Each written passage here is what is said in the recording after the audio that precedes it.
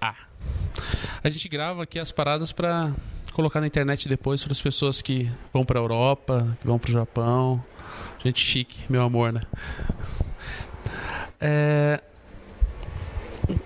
Eu vou ler aqui eu vou ler só um pedaço aqui, tá?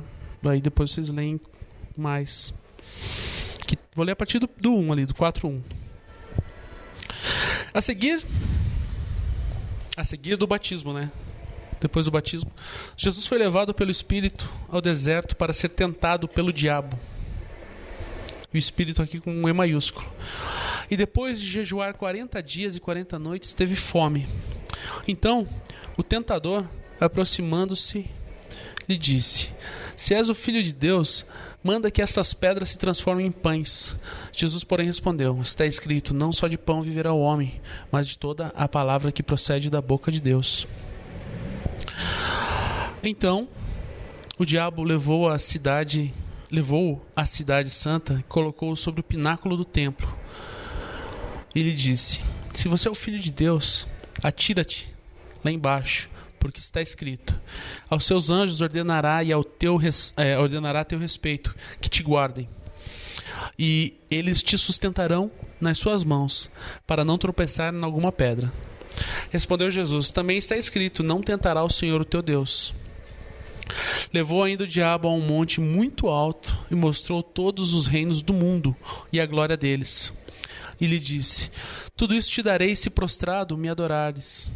Então Jesus lhe ordenou: retira-te daqui, Satanás, porque também está escrito: ao Senhor teu Deus adorará, e só a ele dará culto. Com isso, deixou o diabo, e eis que vieram anjos e o serviram. Só até aí.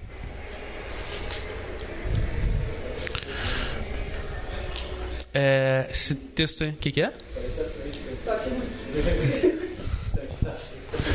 É a Sandy com problema.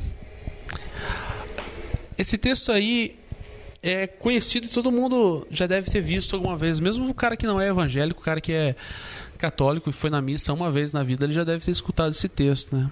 E até pessoas que não são cristãs já devem ter ouvido esse texto.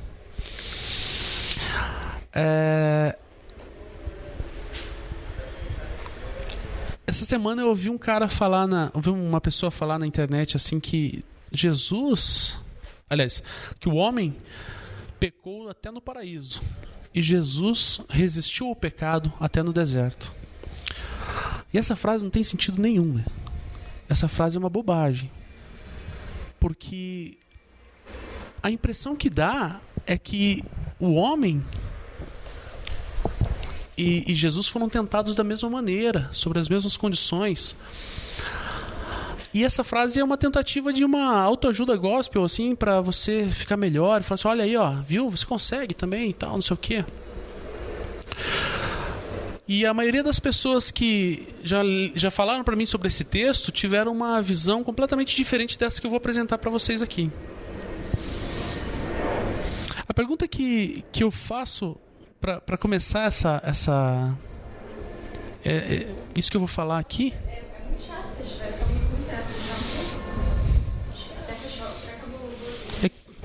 O louvor deles é mais longo que o nosso.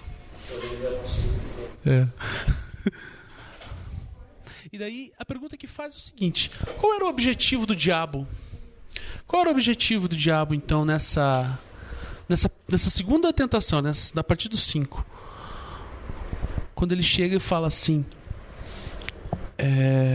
se atira daí, que está escrito que Deus vai mandar os anjos, vai te segurarem, não vai tropeçar em pedra alguma e não sei o quê. Algumas pessoas poderiam dizer que o diabo está tentando Jesus em suas capacidades, ou pior, tentando Deus nas suas capacidades, né? Mas seria meio absurdo você achar que o diabo, que já conhece Deus, ou já conhecia Deus antes desse episódio, estivesse tentando tentar Deus nas suas capacidades. O diabo conhecia Deus nas suas capacidades, sabe o que Deus pode e o que Deus teoricamente não pode fazer.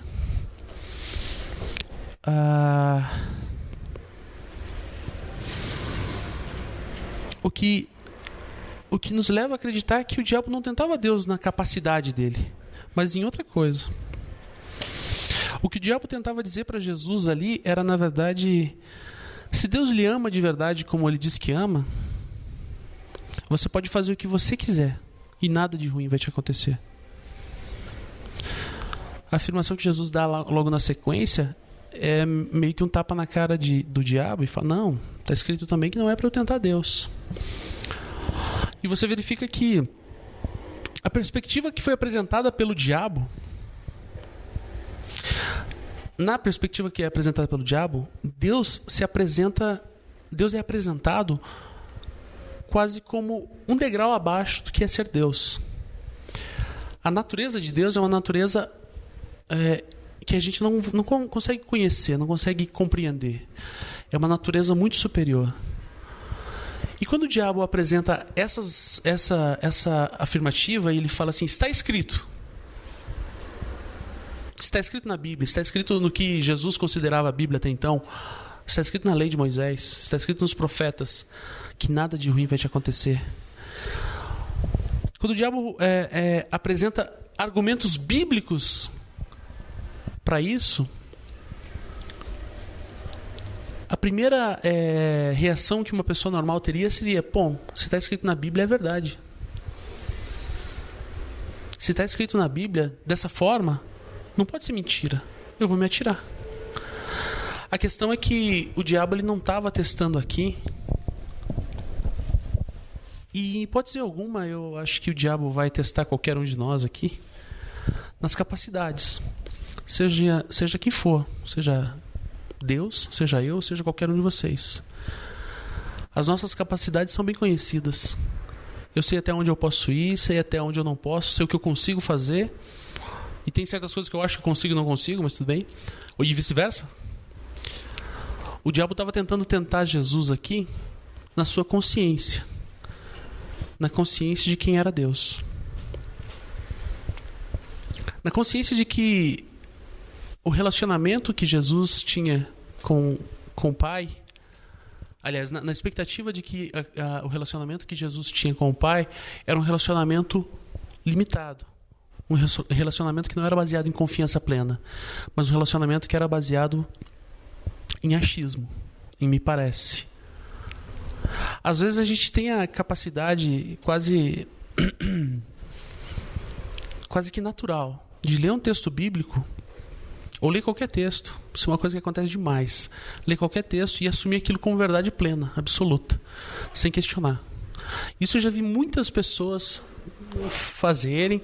Eu mesmo já fiz muito. Ler uma coisa e, a partir do momento que aquilo está escrito é verdade.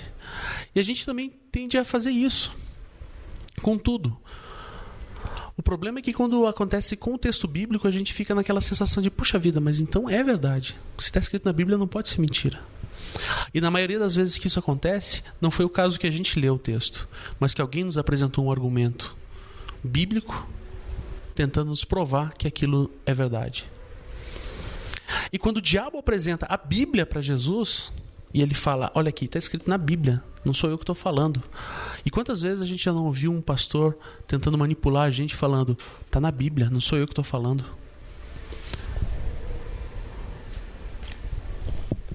Um exemplo bem claro são as igrejas que pregam a teologia da prosperidade. Essa teologia da prosperidade, eu ouvi um pastor falando hoje que ele é análogo à teologia da libertação, só que para os ricos, né? É uma teologia que te liberta para você poder ser opressor. A teologia da prosperidade, ela é apresentada sempre com argumentos bíblicos. Sempre é apresentada a partir de textos bíblicos completamente desfigurados, argumentos bíblicos completamente manipulados, amassados e tudo mais. E pra gente que às vezes toma o texto como verdade plena, aliás, não o texto, mas a interpretação alheia como verdade plena, isso acaba por ser enfiado na nossa cabeça e a gente acaba por cometer erros graves, como aceitar essa doutrina demoníaca que é a teologia da prosperidade como verdade. Em N igrejas que eu já vi por aí, desde igrejas pentecostais, igrejas tradicionais e sobretudo nas igrejas neopentecostais, se apresenta verdades bíblicas para justificar sentimentos egoístas. Se apresenta verdades bíblicas, textos que estão ali aquele recorte do texto que está ali, mas são apresentados para justificar o meu desejo, o meu egoísmo. E eles só são válidos quando eu apresento ele para pessoas que não têm consciência de Deus, não têm consciência do seu relacionamento com Deus, têm apenas consciência de obedecer a uma regra e não consciência de relacionamento. Obedecer uma regra, de modo geral, é muito mais simples do que ter um relacionamento, porque um relacionamento ele implica em muitas outras coisas. Um sistema ditatorial ele é muito mais fácil de ser empregado do que um sistema democrático. Porque no sistema ditatorial você só tem duas opções: obedecer ou morrer.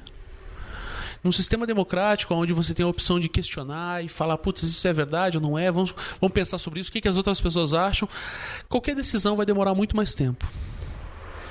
Quando uma igreja ou quando um pregador usa uma verdade bíblica para justificar um egoísmo seu, uma vontade sua, uma permissionidade, sei lá como é que existe essa palavra. Isso, essa palavra que ela disse, permissividade. É isso? Quando eu faço isso, quando um pregador faz isso, ou se eu fizer isso um dia, ou se eu já fiz alguma vez isso, eu estou me colocando na posição do diabo, de tentar manipular o texto bíblico para fazer o que eu quero. Então isso me leva a crer, e se alguém não concordar, depois a gente pode até conversar mais, que práticas como essa são práticas diabólicas. Quando eu tento controlar qualquer um de vocês a partir de uma argumentação bíblica, eu estou me assemelhando ao diabo naquela situação ali no topo do pináculo do templo.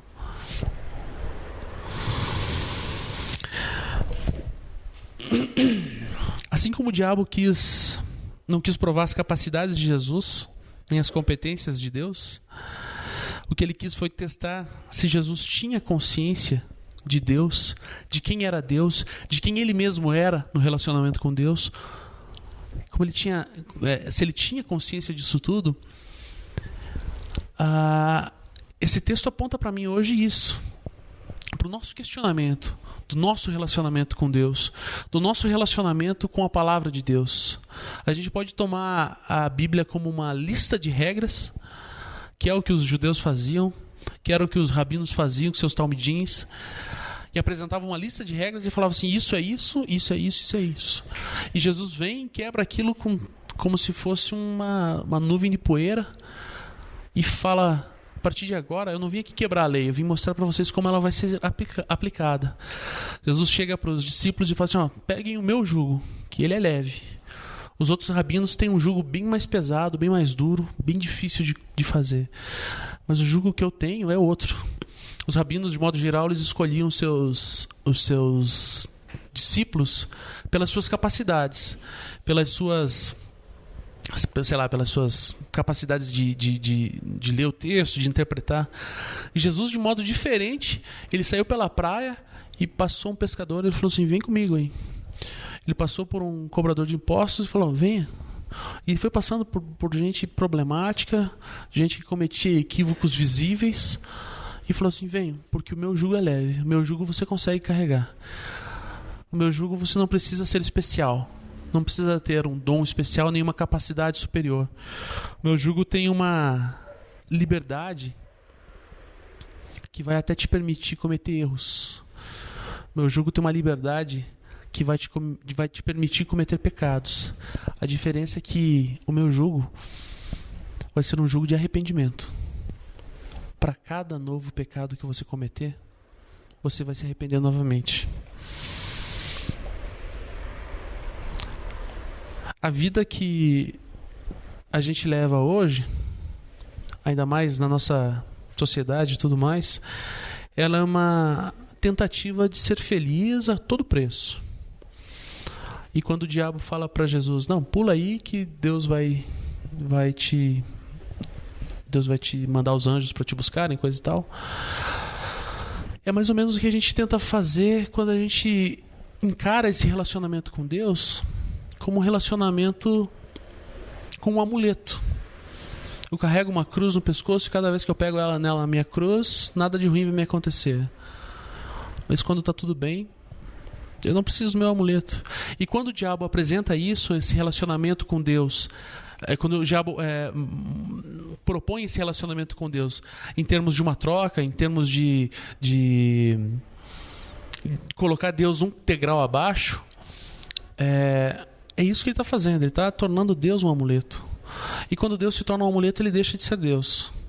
E quando ele deixa de ser Deus, um evangelho que era para trazer a liberdade, e a liberdade, como a gente falou algumas semanas atrás, que vai necessariamente ser expressa em formas de responsabilidade por cada um de nós aqui, que é a liberdade que cada um de nós temos aqui, de abrir o texto bíblico e analisar ele, e não tomar a nossa consciência como verdade absoluta, mas tomar a nossa comunidade como verdade absoluta, talvez. E nesse debate de falar assim, eu acho isso, eu acho aquilo, e nosso debate com outras comunidades, e nosso debate com todos os cristãos do mundo,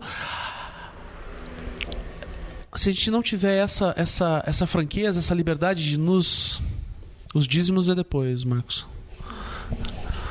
Se a gente não tiver essa liberdade de se colocar diante de Deus assim, esse evangelho vai se tornar uma religião morta, uma religião que vai apontar para uma doença social, que vai fazer com que eu obedeça apenas as coisas que me beneficiam, e que se eu só consiga conhecer um relacionamento com Deus em termos de troca. E esse relacionamento com Deus em termos de troca é tão ruim quanto qualquer relacionamento em termos de troca.